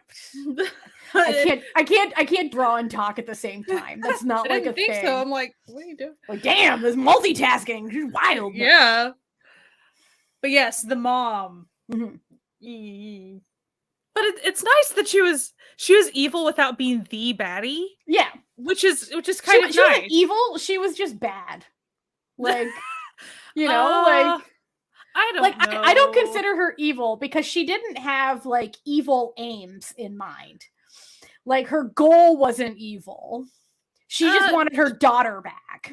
She wanted to maintain power, and she only wanted her daughter for very not good reasons.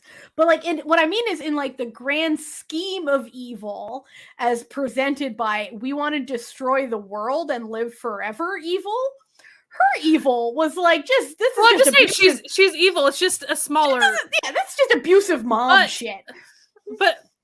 But within the world of her older daughter, she's the big bad Yeah. for that. Like that Yeah. was, and then the whole like stitching her back and like, I mean, okay. I will say the scene that I think in my mind is going to go down in like K-drama history Okay. is Jungkook's character seeing the stitch on the back and then Yeah. being like, heck no, but not really, not saying that he's going to go do this, Yeah. but then going to the mom and being like, we're like, my wife cannot sleep. Yeah. Quit it out. You are not messing with her anymore. And it being very threatening is like, I feel like that's gonna pop up a lot, just pop culture wise. Like that's gonna Just be like, the thing. yes, yes. Listen, we love a proactive man, you know. Yeah, But yeah, I had so much fun with it. I did too.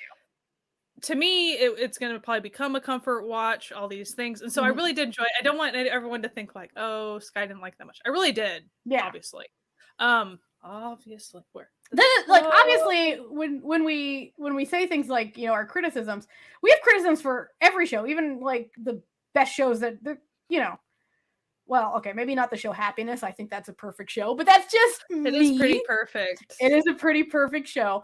But like things that we love are not exempt from us wishing they could be better. Just like I think you could have dialed back the comedy some. And like you could have kind of been in your Hotel Del Luna energy a little bit more.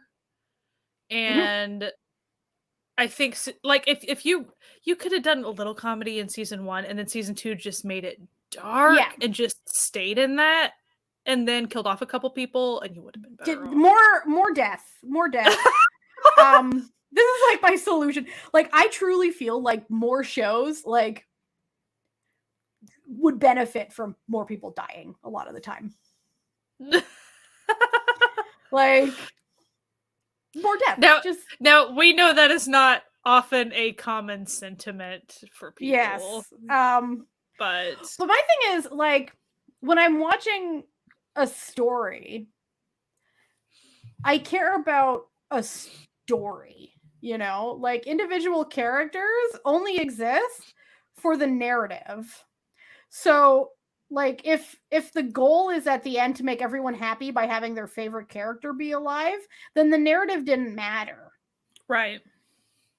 And you shouldn't be like aiming to like make fans happy by leaving people alive at the expense of the story. Like I just think about, you know, like the newer Star Wars movies, for example. They started, like, just stay with me here. They started out really well. Like The Force Awakens started out really well. But then they started listening to people complain about the direction of the story.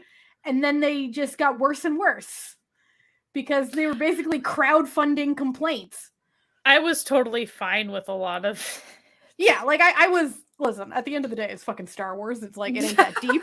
But like, there are things that would have made... Well, definitely like... I mean, if we want to get super serious, like as far as, you know, like minimizing a black man's character because of obvious awful... Because of racist fans. Yeah. Like... You know, stuff like that. Like, yeah. Definitely. Like, yeah. So, I just need writers to stop listening to fans. Like, this is my big thing. It's like, don't... Listen, the mob rule is stupid. It always has been. If you have a narrative that you need to tell, be true to your narrative and be true to the characters within the narrative.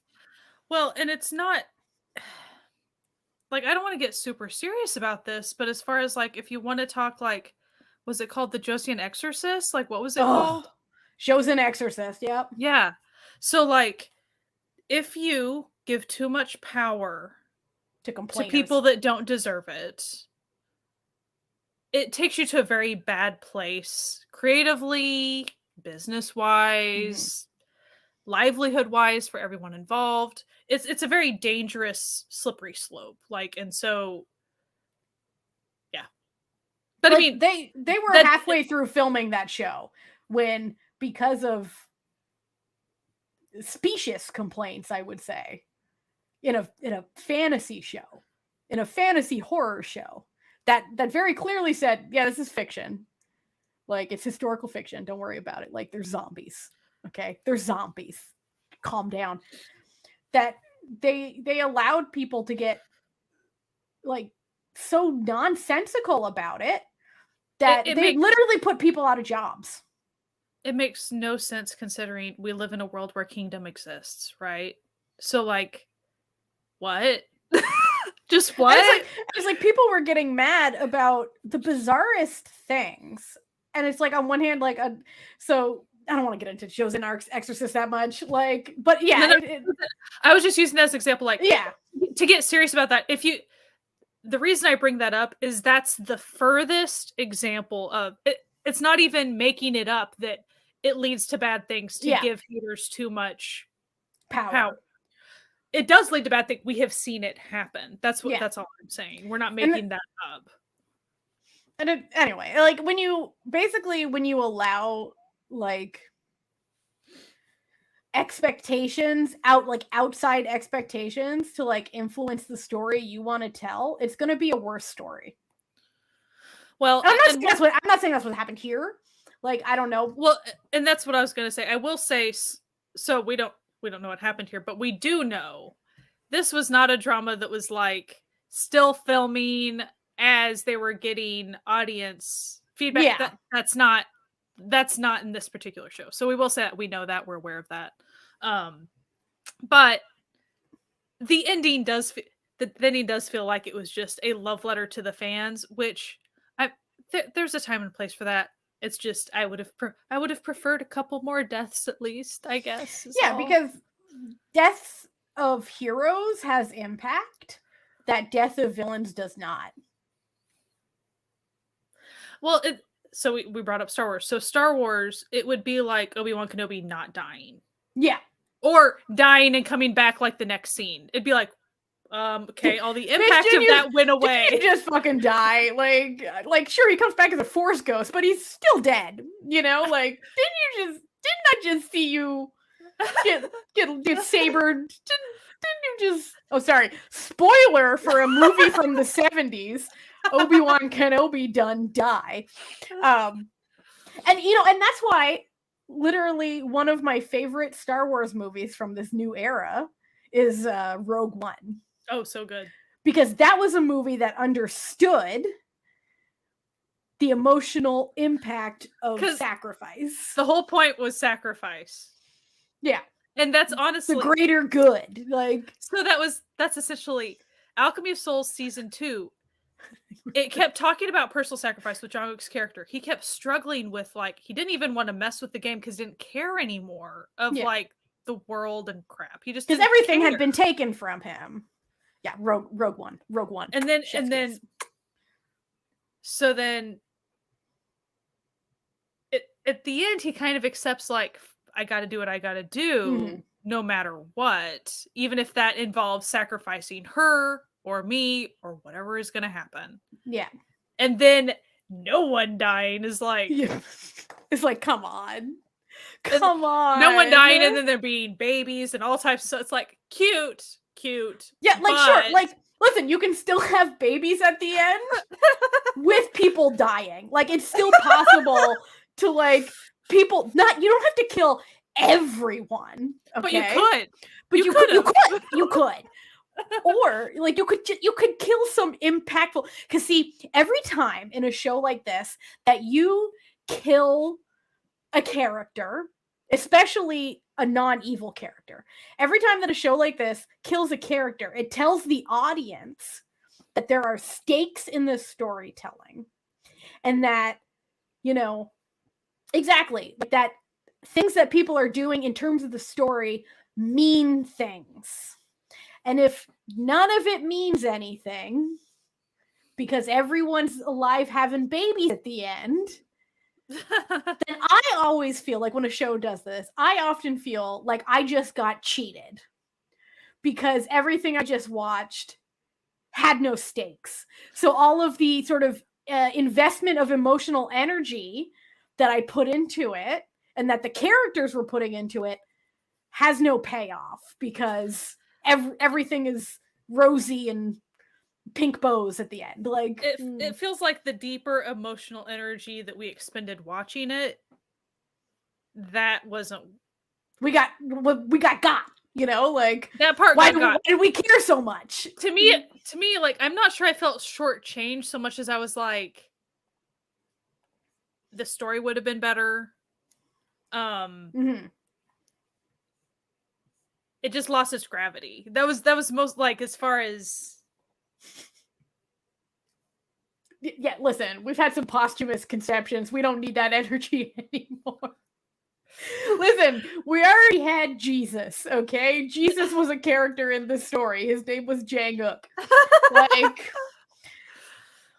but like you could have easily killed off what's his face? Soyul? Gangu. You could have killed off Gangu, yeah. and then Cho Yun has a bait, still has the twins. But like, it means more now because life in the midst of death is a more poetic, like, ending. Like, the dude that I feel like never got a name, there was kind of this assistant guy at the mage school. He did have a name. 1 second. His name was Sang-ho. Oh, so someone mentioned Sang-ho earlier. Sang-ho can teach me any day, I think someone said. Yeah. Sang-ho. Even he didn't die. Even he lived. I saw some people kind of insisting, not in this chat, but like elsewhere.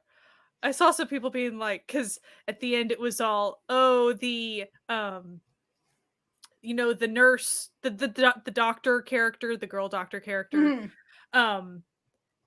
she's seen somebody. Now everyone's like, she should be seen Sang-ho. It's like, I guess, like, Sang-ho should be dead too, though. Yeah, like because without death, there was never any real sacrifice. But I will say, like, let's say that they had just made like Sang-ho die. I still would have been like, you guys wimped out. Ayo, he's old like us, baby. Sky's an 87 liner too, Lucy. She's one of us. But even if they had just killed off his character, it still would have been like, nah, that's not enough. Sorry, guys. Like, because he wasn't a main character. Like, you needed to take out. Can't just kill the mom, because that would have been, she got what she deserved. It would have played into that whole thing, which I didn't like. Yeah. But the thing is, it's like, if only the people who deserve it get any comeuppance, then you're telling a children's story, not a story for adults who live in the real world. Heck, I'll even go so far as like, fine, you want all those people to live? Guess who would have to die? The prince. And it would have to be in a very like grand, like very sacrificial way, and to way emotionally destroy you. Like, it should be a big thing. Like, there should have been a big death. Someone should have sacrificed something. Listen, I don't think the prince, because I feel like the prince's sacrifice, as I said before, should have been to murder both his parents. Not murder. But they kind of already died to him, essentially. Like, you watched it before his eyes that he pretty much was like, I'm done with them. Like, it was.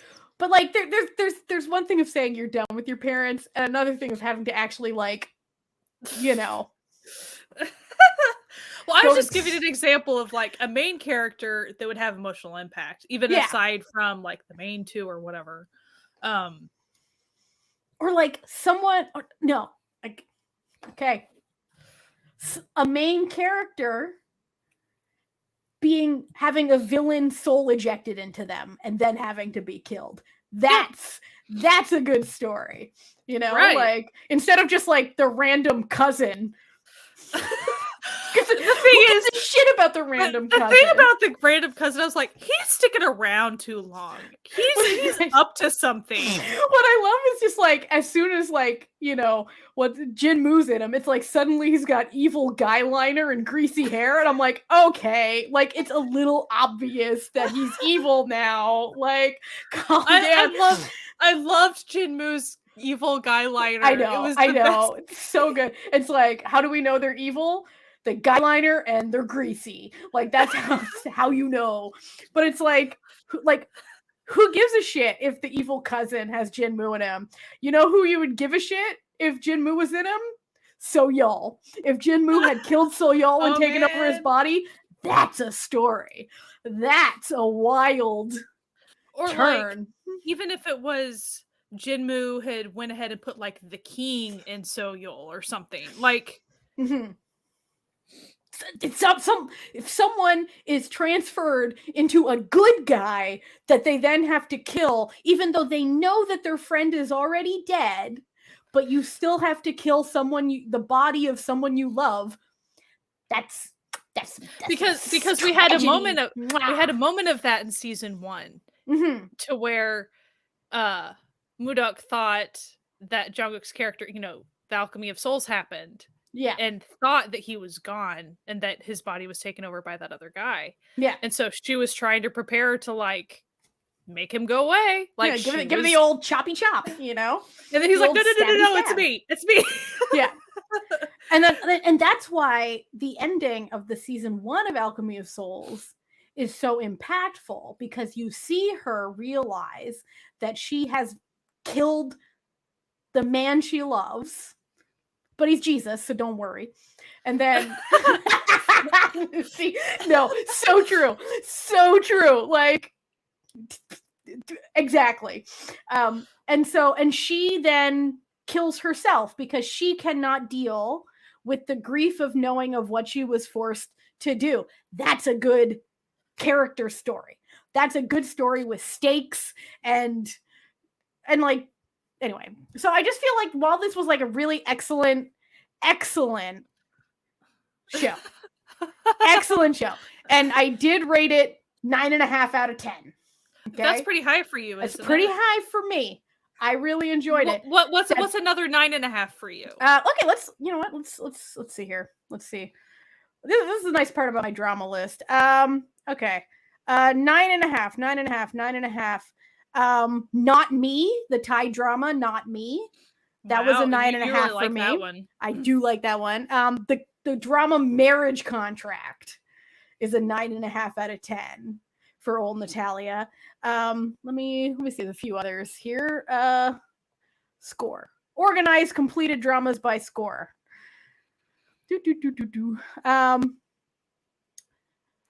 Kingdom. I rated Kingdom 9.5 out of 10. Season 1 of Kingdom.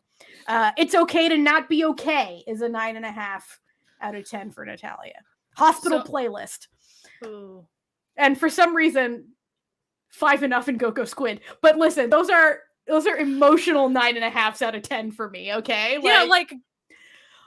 Go-Go Squid. Listen, Go-Go Squid made me feel like a 9.5 out of 10. I'm not saying the drama itself is 9.5 out of 10. Can I explain why it's a 9.5? No, but it is 9.5 in my heart, though. Sure. Yes. Busted season 1, 9.5 out of 10. Connect. I gave Connect a 9.5 out of 10. Busted season 3. If you know, you know. Natalia, have you watched it yet? I've watched half. Girl, of it. I know. Here's one, Lucy. You'll know this one. Like in the Movies, the Filipino drama. That got a 9.5 out of 10 for me. And there's a movie that understood that characters are part of a story and realism. Love Between Fairy and Devil, I gave a 9.5 out of 10. Though I had a similar... I'm going to stop now. Similar... Love Like the Galaxy. One of my top dramas from 2022. One of my top dramas. So like the reason I wanted a little more more gravity to the story is because then I would have probably recommended it across the board, right? To like nearly everybody that I think would enjoy a fantasy historical, right? Yeah. But when you do this to the ending, it does adjust the type of people that I'm going to recommend the story to. Because all of a sudden it can't be people that really need when I say satisfying, not happy, a satisfying ending. Because like this show does not Jesse. Like no. Straight up. Ending does not Jesse at all. Yeah. Like, but had it had more gravity, and a little less comedy. I would have been like, if you're in a fantasy mood, I think it Jesse's. You know, like something like Yeah. that. But if you're needing it to make narrative sense at the end. Like, for example, Strangers from Hell, I gave a 9.5 out of 10. And there's another example of a show that got it. Like, from start to end, it understood how the show should progress and how the characters, what should happen to the characters. And it all sort of makes sense. And I feel like they became a little too into the concept of a happy ending. Yeah, but also, like, you know how they really built up the whole Firebird thing? And then it was so long in season 2. So little payoff. I'm not saying it needed to be a whole episode, but it should have been more. Like, yeah, it was a pretty lame battle, not gonna lie. Well, I didn't think it was lame, it was just short as heck. That's what I mean. Like, it should have been a harder battle.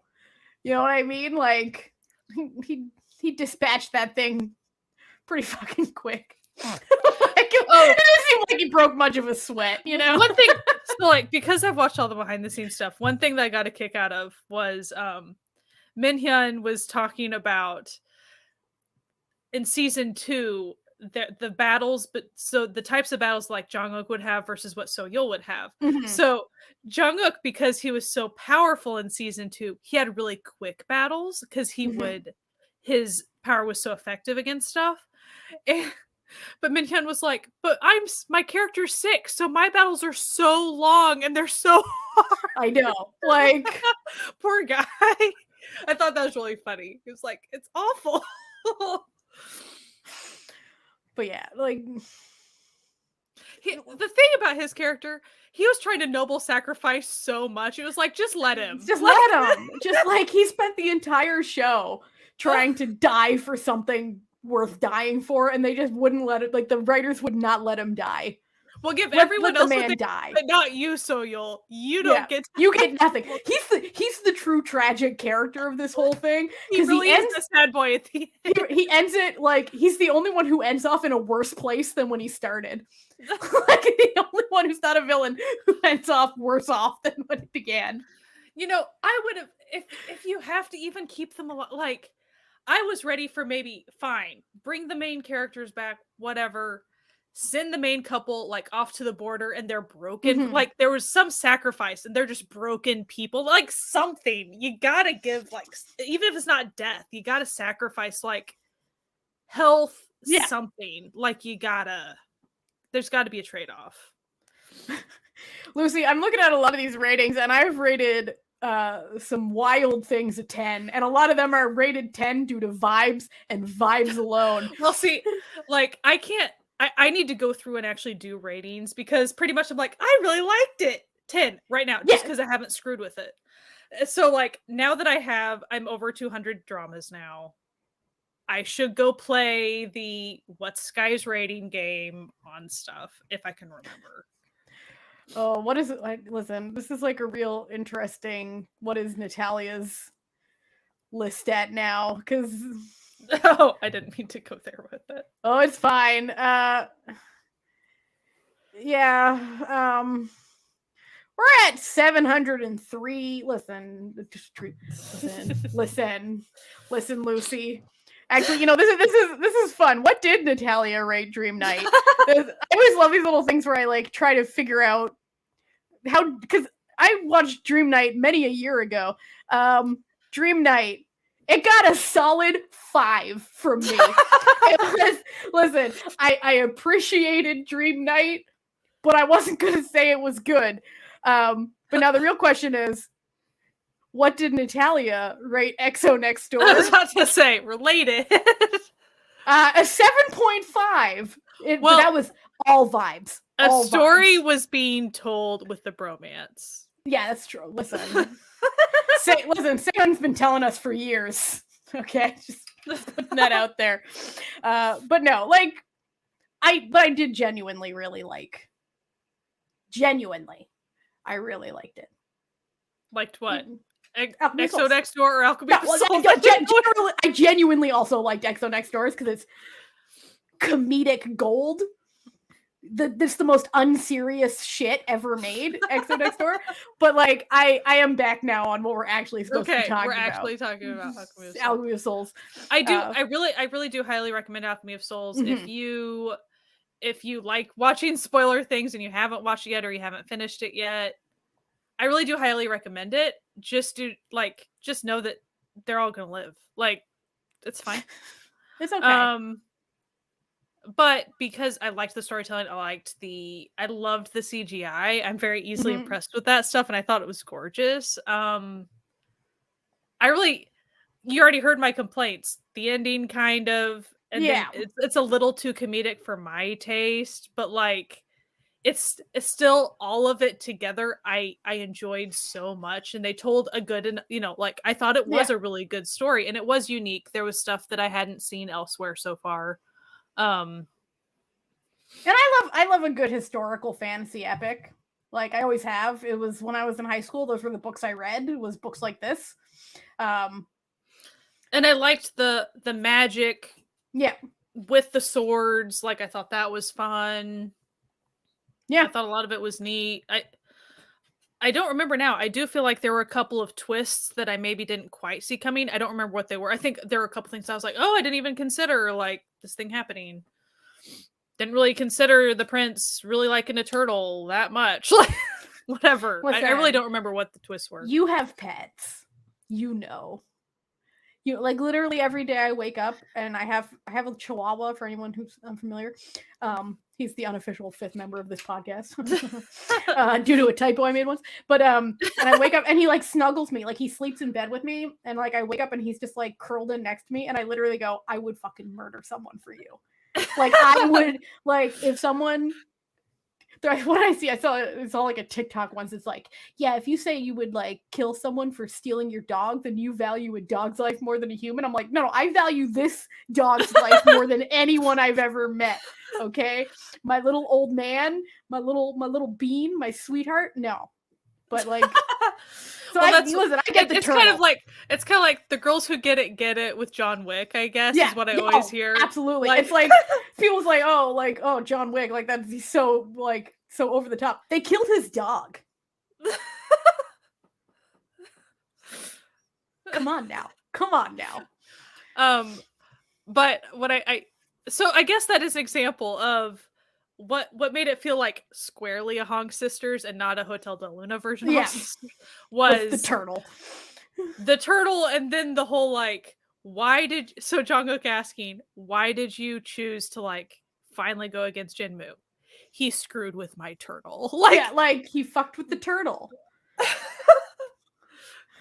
And also, I love that he was like, Jungkook must not hate me because he was nice to my turtle. And it was just like, no, his wife asked him to be nice to the turtle, okay? Like, he didn't give a shit about that turtle.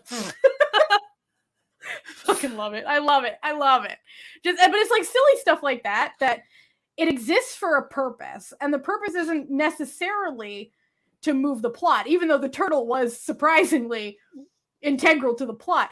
It was to show who this character is. Right? It's to show that no matter how much that the show is misdirecting you and thinking that he's working with the villains, he loves that turtle. Okay? He's conning the villains. And let's just straight up say it, because I think the turtle was just like, in order to just he loves Jungkook. Like, he loves him.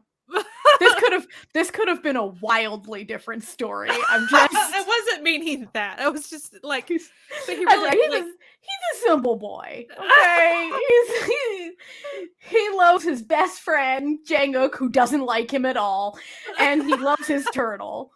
Like, and he's befriended a weird lady that he doesn't realize is married to his best friend who doesn't like him. Jungkook. So I got a pretty big kick out of, oh, you're the husband, and then the prince giving him a hard time about, like, that was all just funny. Because really funny. She was complaining about what a bad husband he is, and the prince is like, your husband sounds like a schmuck. You should leave him and hang out with me. I'd be a great husband. I'd be the best husband you've ever seen. Don't even worry about it. And I truly believe he would be. Oh yeah. Yeah, that's right. Yeah, That's right, where they, where the Jade reacted to the prince as well. That was really funny. Yeah, and he like just Janguk's face on seeing that it was the prince, like, oh, like not this clown. And speaking of Janguk's character, I really did appreciate like not just his grief in season 2, but like also his anger and stuff. Because Jae-wook plays those emotions really well, and so him being able to explore those was fun to watch. And I love the ladies. The main ladies were always great. Yep. Naksu's character was really cool. Well fleshed out female characters all around. You love to see it. Also, I know people keep wanting to paint these female characters as like so self-sacrificial and stuff or whatever, but I don't think they were really. No, in my opinion. Like, and also there's a lot of like for example, the queen, right? That wasn't a self-sacrificing bone in that woman's body. No. She would have fucking burnt that world down to be in her old body again. Oh yeah. Like she was freaking scary. Yeah. And it's like, and that's kind of the thing. You don't mess with women. The women of Daeho, you do not mess with. No, and it's like, and the fact that I've just seen some like really wild misinterpreting takes on these female characters that I'm just like, you didn't retain the information from this show that you were supposed to. Like, if you think that these are weak female characters or like badly written female characters, you and I watch different shows. And you did not comprehend the information being delivered to you.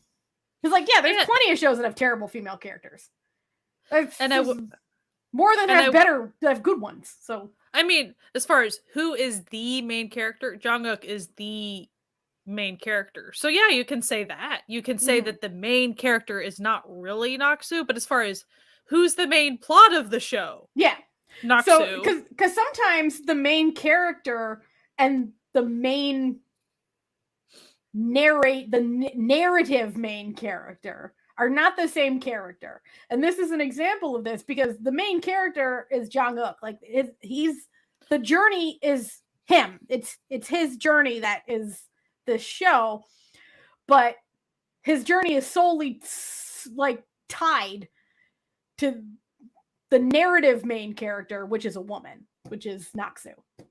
So it could be both. It can be both. Well, I thought story-wise, Naksu takes up a vast amount of space. As far as, is that equivalent to her screen time? No. But I think that was kind of cool because of how they played with the grief and stuff. So, I don't know. I really, really like it. I really do. I know that we spend a lot of time harping on the whole death thing, but yeah. We'll let it go for now. I will rewatch it a lot, probably. Yeah, my husband really, really liked it. I mean, my husband typically goes for happiness and kingdom. He's a positive person. No, I was saying the show. The show. Oh, the show happiness. Oh, yeah, no. Sorry. He typically goes for shows like happiness and good, because he's a man of taste. Okay, happiness is literally my top drama of all time. So like he's currently watching Island, like that's his vibe. So what he really, really liked about, I mean, he loved Alchemy of Souls, but he really liked the magic stuff. He really got a really big kick out of the fantasy elements of it. So that's what drew him to it. And I know this isn't a Saeguk, but I'm pretty sure, okay, he's seen Kingdom. So he has seen a historical. I was going to say it's his first like kind of historical, quote unquote. No, he did Kingdom, so that doesn't count. But I think a lot of people would like it. So if you listened or if you watched for 2 hours of us totally spoiling this and you still haven't finished it and you're wanting to, go for it. Go for it. Just know that no one dies. That doesn't evil. So just go into it knowing this. Some people, in order for them to be in their happy place, they require that. So I'm sure those people will be thrilled to pieces. Yeah. A gateway historical. Yeah. Yeah. Now, here's what would be so mean. Okay. Let's say someone that doesn't watch a lot of Asian dramas in general. So you introduce them to like Alchemy of Souls and they really liked it. And they're comfortable with that ending. Then you turn around and give them Scarlet Heart Rayo. Oh. Now there's a show. No complaints. No complaints from old Natalia. And I think that show's been out long enough that like people know. Okay. Well, like, I generally know I still need to watch it, so I don't want specific spoilers. Yeah. But like I know. Yeah, like listen, at this point, you know. But that's a show. I'm just saying that would be a bait and switch to somebody if they watched this first and they watched that second. Yes. Listen, they're you know, I would have gone in another direction. I would have been like, oh, you like this? Let me recommend you a really long, involved historical, just the shit I like that other people are like, why are we doing this? Why are you watching a 56-hour-long each episode? Just watch Love Like the Galaxy. It's really good. Really good. Yeah, also, you're not even proposing like the love between fairy and devil or something. No, I'm going straight to Love Like the Galaxy. I just Is there magic? Is it a fantasy? Of which one? Love Like the Galaxy? Absolutely not. It is a straight up it is a straight up historical political military drama. The title very misleading. Because you think it's going to be like no, there's no fantastical elements whatsoever. This is straight up. I haven't seen the original C version of Scarlet Heart yet, mostly because it was harder to find. But yeah, and the sequel I heard was a hot mess. It was a hot mess. You should all commit to Love Like the Galaxy. It's so good, but also Love Between Fairy and Devil is really good too. So I do want to say, if you're really into this show, they do have go check out the YouTube behind the scenes stuff. Also Minhyun on his channel, he has a lot of behind the scenes stuff, a lot of vlogs, even about their wire training and whatever, and sword fighting training. I thought that was kind of fun to watch. Or there was even an episode on his vlog. It showed them in their outfits. They were just killing time, and they were playing like badminton or something, and they were getting really into it. It was fun. So it seems like they had a really good time filming and all that. And what I wanted to say about the director was, when I say he was hands-on, like, he would do, like, what Naksu's character would be doing to Jungkook. So, like, he would, like, hug him. He would always model exactly what... It was just so funny.